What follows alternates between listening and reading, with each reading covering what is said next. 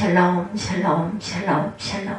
하나님 사랑합니다. 여러분 주 안에서 사랑합니다. 열왕기상 8장 1절부터 솔로몬 성전 봉헌의 교훈을 함께 살펴봅니다.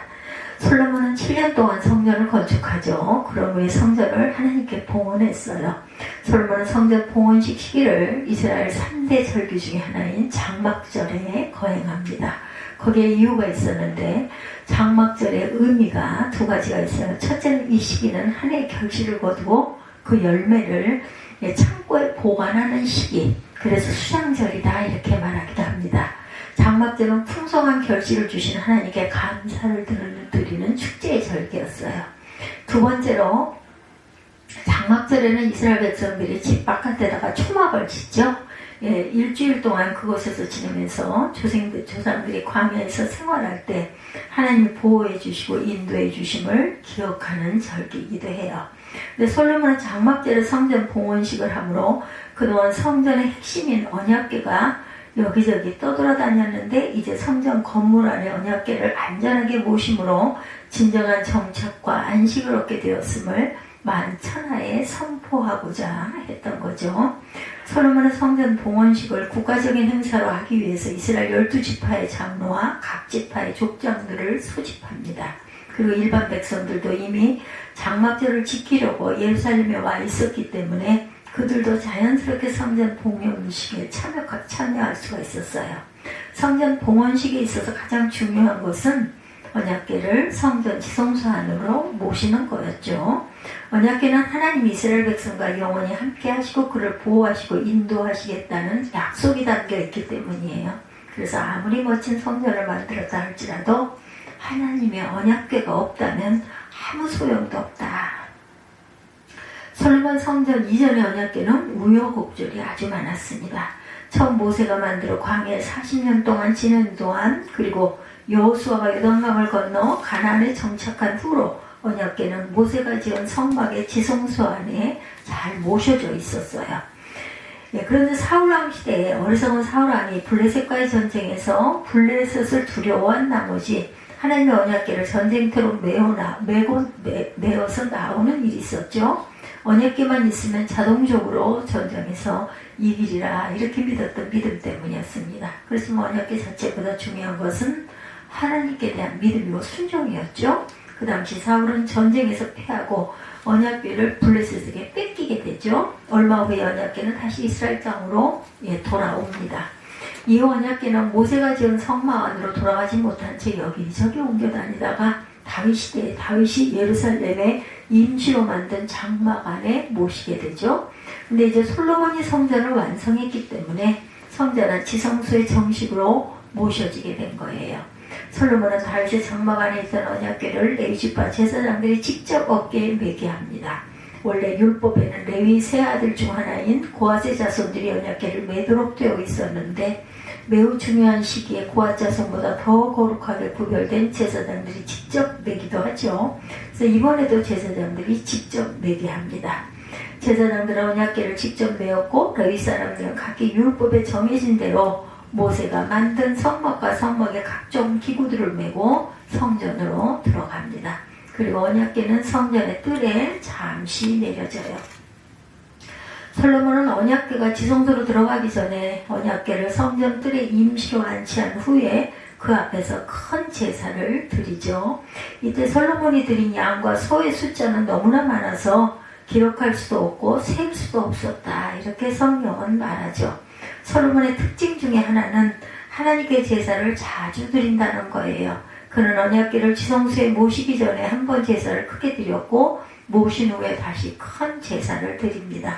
그가 이처럼 제사 드리는 것을 기뻐했다는 것은 하나님께 대한 감사가 넘쳤다는 것이고 하나님을 경외하는 믿음이 컸다는 것을 의미합니다. 제사가 끝난 후에 제사장들은 다시 언약궤를 어깨에 맨 후에 성전 건물 안으로 들어가서 성소를 지나 지성소 안에 언약궤를 안치하죠. 지성소 안에는 두 날개를 활짝 펴고 나란히 서 있는 그룹 천사의 형상이 있었는데 그 사이에 언약궤가 놓여집니다. 근데 안타까운 것은 그 당시 언약궤 안에 모세가 하나님께 받은 십계명을 새긴 두 돌판 외에는 아무것도 없었다는 거죠. 아론의 쌍난 지팡이와 만나를 담은 항아리도 있어야 하는데 이 둘은 지난날 블레셋에게 언약궤를 빼앗겼을 때 유실되었던 것으로 추측이 됩니다. 그래도 세 가지 성물 중에 가장 중요한 10계명 돌판이 있었으니 다행한 일이었어요. 제사장들이 언약궤를 안치하고 지성소를 나오는 순간 구름이 야외전을 빽빽하게 뒤덮었습니다. 이때 구름은 하나님의 임재를 상징하는 것으로 하나님의 성전을 기쁘게 받으셨고 그 시간 지성소한 언약궤 위에 임하셨다는 것을 의미하죠. 거룩하신 하나님이 그 시간에 친히 강림하셨기 때문에 성전 안에 있던 제사장들은 하나님의 권능에 압도가 되어서 제대로 서 있기도 힘들었을 때 그들은 성소 안에 향불을 피우고 등대에 불을 밝히고 떡상에 떡을 진설해야 하는데 비틀거리면서 겨우겨우 하나님을 섬길 수가 있었습니다. 솔로몬은 백성들과 함께 성전 바깥에서 지켜보고 있다가 제사장들이 무사히 언약궤를 지성소 안에 모시고 나오고 또한 하나님의 임재를 상징하는 구름이 성전을 뒤덮자 감격에 찬 목소리로 다음과 같이 하나님께 찬양을 드리죠. 야훼께서 캄캄한 데 계시겠다고 말씀하셨사오니 내가 참으로 주를 위하여 계실 성전을 건축하였사오니 주께서 영원히 거하실 처소입니다. 하나님은 거룩하시기 때문에 사람이 아무리 정성을 들여 성전을 짓는다 해도 하나님을 모시기에는 부족하죠. 그래서 하나님은 이 땅에 임하실 때 빽빽한 구름을 만드시고 그 가운데에 강림하세요. 근데 솔로몬이 보니 자신이 만든 성전을 하나님의 기뻐 받으시고 강림하신 것 같아서 너무나 기쁜 나머지 주여 이전에 영원히 거하시옵소서 이렇게 고백을 합니다. 기쁨에 가득 찬 솔로몬은 뒤로 돌아서서 백성들을 향해 축복하죠. 이스라엘 역사에서 백성에 대한 축복은 제사장들이 주로 합니다. 그러나 때때로 왕이 백성을 축복하기도 해요. 다윗이 그러했고 솔로몬이 그러했어요. 백성을 축복한 솔로몬은 이어서 성전 봉헌사를 합니다. 성전을 봉헌하는 역사적인 의미가 무엇인지를 밝혔어요. 그의 봉헌사를 요약하면 하나님이 다윗을 선택하여 이스라엘의 왕으로 삼으셨습니다. 그리고 다윗이 야훼를 위하여 성전을 건축할 수 있는 마음을 건축할 마음이 있었습니다. 하나님의 다윗의 마음을 받으셨으나 다윗에게는 성전 건축을 허락하지 않으셨고 그의 아들이 성전을 건축하리라고 허락하셨습니다. 다윗이 뒤를 이어 내가 왕이 되었고 성전을 건축했습니다. 그리고 언약궤를 지성소에 모시게 되었습니다. 이 모든 일은 하나님이 계획하시고 이루셨습니다. 오늘 성전 봉헌식을 통해 하나님이 우리에게 주시는 영적인 교훈이 무엇인지 나눠봅니다. 풍성한 감사죠. 솔로몬의 신앙을 보면 그는 하나님께 드리는 제사의 횟수가 굉장히 많았어요. 1000번제를 드리죠. 그리고 이때 드리는 제물의 양도 엄청납니다. 대표적인 것은 1000번제. 1000번제는 왕이 되자마자 하나님께 드린 감사의 제사고 지혜를 구하는 소원의 제사였어요. 그리고 하나님이 꿈에 나타나셔서 그에게 지혜를 주시겠다고 약속하시자 그는 모든 신하들을 모아서 하나님의 응답을 말해주고 그들과 함께 감사의 제사를 드리죠.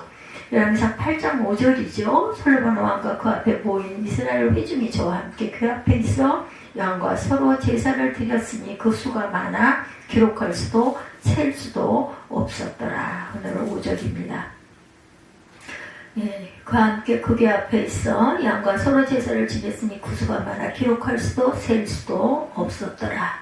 근데 솔로몬은 이번에도 역시 마찬가지 성전 봉헌식을 진행하면서 언약궤를 지성소에 모시기 전에 성전 뜰에 임시로 안치하고 풍성한 감사 제사를 드려요. 그리고 모신 후에 다시 하나님께 감사 제사를 드립니다. 다른 사람이라면 언약궤를 지성소에 모신 후에 감사 제사를 한 번 드렸을 것인데 솔로몬 언약궤를 모시기 전에 풍성한 제사를 드렸고 모신 후에 다시 풍성한 감사 제사를 드렸어요. 의미는 솔로몬은 하나님께 제사 드리는 것을 매우 기뻐하는 사람이었고 그만큼 하나님께 감사의 마음이 컸다는 것을 의미합니다.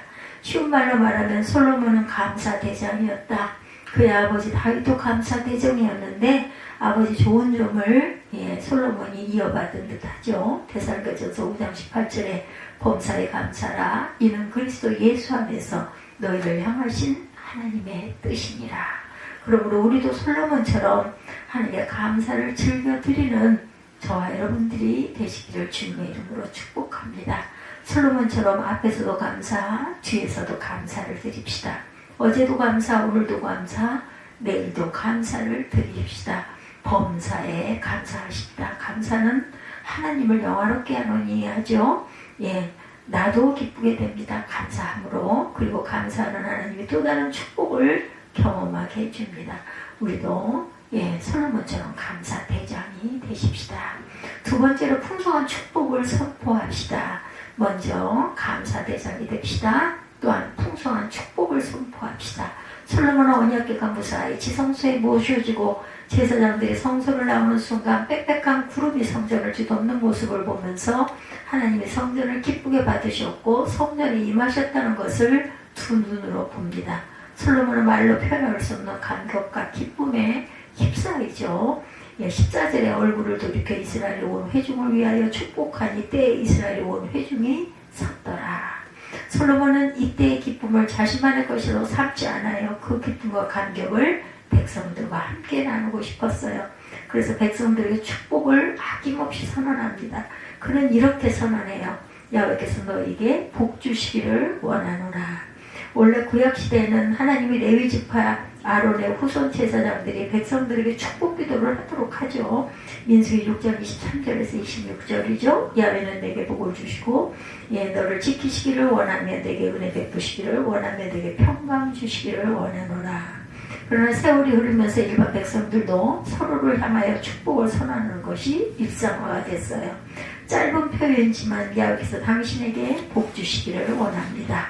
근데 우리는 어떠해요? 우리는 은혜시대에 사는 사람으로 거룩한 성령의 기름 부음을 받은 하나님의 자녀고 예수님의 제자들이죠. 그래서 우리도 기회 있는 대로 다른 사람을 축복할 수 있는 왕같은 제사장의 직분을 가진 사람들, 이런 우리가 열심히 다른 사람들을 축복하는 기도를 한다면 하나님이 훗날 우리의 삶을 심판하는 자리에서 얼마나 기뻐하시고 칭찬하시겠습니까?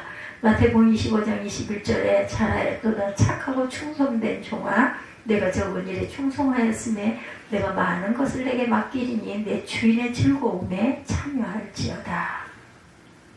그러므로 우리도 솔로몬처럼 기쁨과 성령이 충만할 때 다른 사람을 위해서 아낌없는 축복을 선포하십시다. 뿐만 아니라 예수님은 우리를 미워하고 핍박하는 자까지도 축복하라고 명령하셨어요.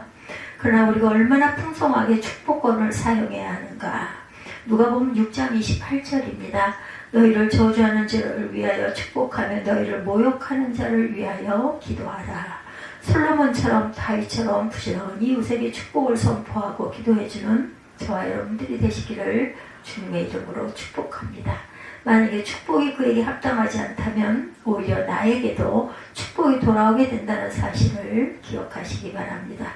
세 번째, 하나님의 주권을 또한 고백하십시다. 솔로몬은 백성들에게 축복을 선언한 후에 성전 봉헌사를 하죠. 그 성전 봉헌사를 보면 특징이 있어요. 성전 건축 과정이 단순히 인간이 계획하고 추진한 결과물이 아니라 전적으로 하나님의 절대 주권에 의해서 이루어진 것임을 고백합니다. 열왕기상 8장 15절에 증거하죠.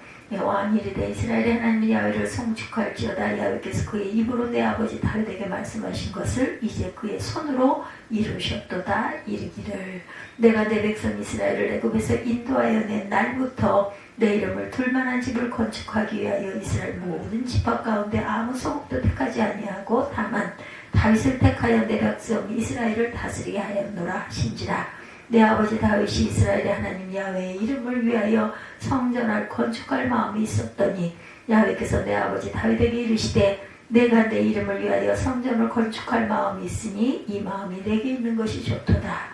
그러나 너는 그 성전을 건축하지 못할 것이요 내 몸에서 낳은 내 아들 그가 내 이름을 위하여 성전을 건축하리라 하시더니 이렇게 말씀하고 있어요.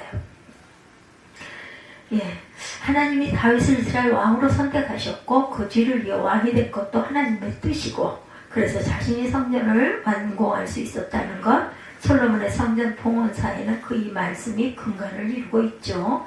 잠언 16장 9절에 사람이 마음으로 자기의 길을 계획할지라도 그 걸음을 인도하시는 분은 야훼시니라. 아멘. 내 삶에서도 기뻐할 만한 성취와 성과들이 나타날 때가 있습니다. 그때마다 우리는 멈춰서서 하나님께 감사의 제사를 드려야 한다. 그리고 하나님께 고백해야 합니다. 이 모든 것은 전적으로 하나님의 은혜로 이루어진 것입니다. 하나님이 인도하신 결과입니다. 주여 영광 받으시옵소서. 사람은 어떤 멋진 결과물이 나타났을 때 순간 우쭐해져서 자신의 지혜와 능력으로 이룬 것처럼 착각할 때가 있어요. 하나님의 자녀들은 절대로 그런 유혹에 빠져서는 안 된다. 믿음이 신실한 운동선수들은 멋진 성공을 했을 때 잠시라도 두 손을 모으고 하나님께 감사 기도를 드리곤 합니다. 그런 장면을 보면 어때요 여러분들? 마음이 울컥하고 감동이 오죠?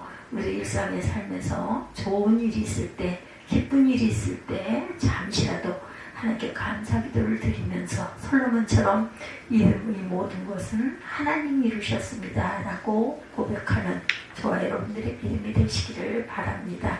솔로몬의 성전 봉헌식을 통해서 우리 마음에 새겨야 할 교훈, 첫째, 풍성한 감사를 하나님께 드리자. 둘째는 풍성한 축복을 선포합시다. 셋째는 범사에 하나님의 주권을 고백하는 하나님의 귀한 자녀들이 되시기를 주님의 이름으로 축복합니다. 기도하시겠습니다.